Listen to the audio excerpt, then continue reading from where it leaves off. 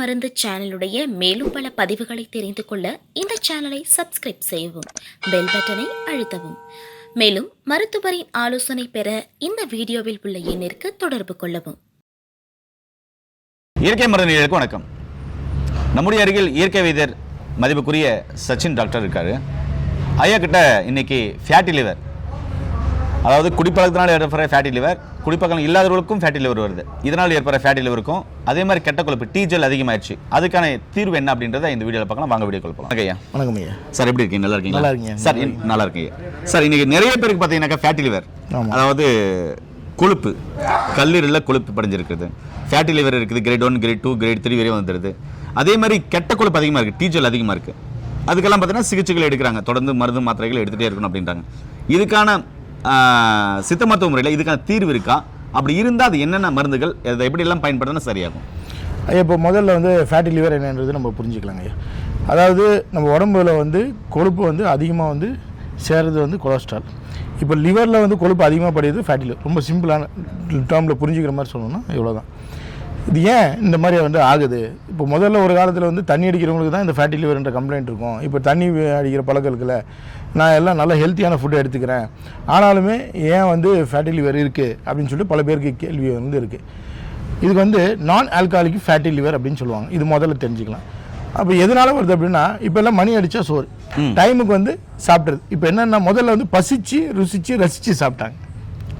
நம்மளை சுற்றி என்ன காய்கறிகளுக்கு இதை வந்து எடுத்துக்கிட்டாங்க. இப்போ வந்து என்னென்னா கண்ணுக்கு எது வந்து அழகாக தெரியுது, நாக்குக்கு எது சுவையாக இருக்குது, இதை வந்து எடுக்கிறாங்க. குறிப்பாக வந்து பார்த்திங்கன்னா துரித உணவுகள் இது வந்து எடுக்கிறாங்க. அதுக்கப்புறம் வந்து அந்த டைமுக்கு வந்து நான் சாப்பிட்ணுன்னு சொல்லிட்டு சாப்பிட்றாங்க. இப்போ என்ன ஆகுதுன்னு கேட்டிங்கன்னா, ஒரு கல்லூரியில் படிக்கிற மாணவர்களோ இல்லை வேலைக்கு செல்லக்கூடிய ஆண் பெண் இருபாளர் எல்லாருமே என்ன பண்ணுறாங்கன்னா, ஒரு ஃப்ரெண்ட்ஸோட வெளியில் வந்தாங்கன்னா ஒரு டீ சாப்பிட்லாம், அதோட சேர்த்து ஏதாவது சமோசா சாப்பிட்லாம், பஃப் சாப்பிட்லாம். இது மாதிரி ஏதாவது உணவுகளை வந்து அவங்க தேவையில்லாமல் அதிகமாக வந்து லோடிங் பண்ணுறாங்க.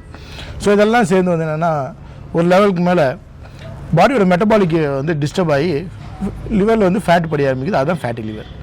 ஸோ இவங்க எந்த வந்து கெட்ட பழக்கங்களும் வந்து இவங்க கிடையாது. புகையிலை வஸ்துகள் பயன்படுத்தலை, ஆல்கோஹால் வந்து எடுக்கிறது கிடையாது, எல்லாமே. அதே மாதிரி இன்றைக்கி தூக்கம்ன்றது வந்து குறைஞ்சிருச்சுங்க.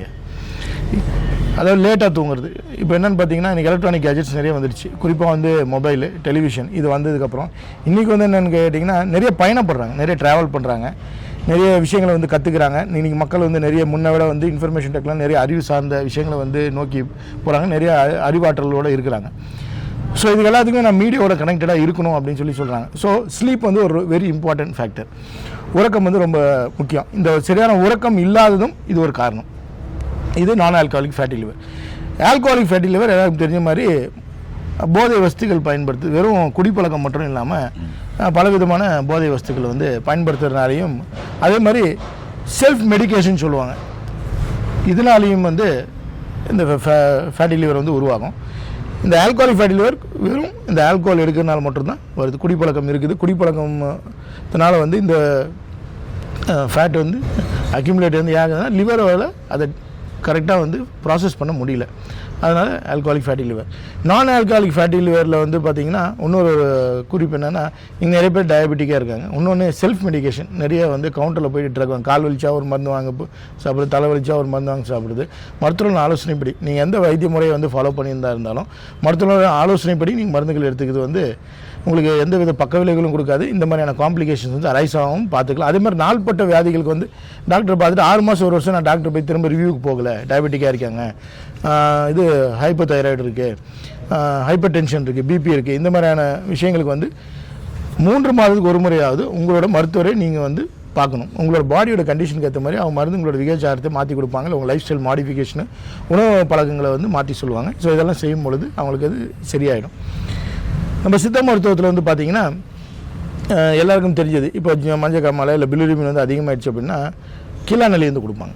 வீட்டுங்களே வந்து பார்த்திங்கன்னா கீழாநெல்லி கைனி காட்டில் இருக்கும், பறிச்சுட்டு வந்து நல்லா இடித்து சாறு எடுத்து மோரில் கலந்து கொடுப்பாங்க. ஸோ இது மாதிரி எடுக்கும்போது வந்து லிவர் வந்து நல்லா பாதுகாக்கப்படும். அது மட்டுமா இல்லை, பிரிங்கராஜ் அப்படின்னு சொல்லிக்கிட்டு கருப்பு கற்சாலை இருக்குது, வெள்ளை கற்சாலை இருக்குது, அது இல்லாமல் சிறுவிலை இருக்குது. குறிப்பாக வந்து பால் நெரிஞ்சில்னு சொல்கிறோம், இது வந்து மில்க் திஸ்டல் அப்படின்னு சொல்லுவாங்க ஆங்கிலத்தில்.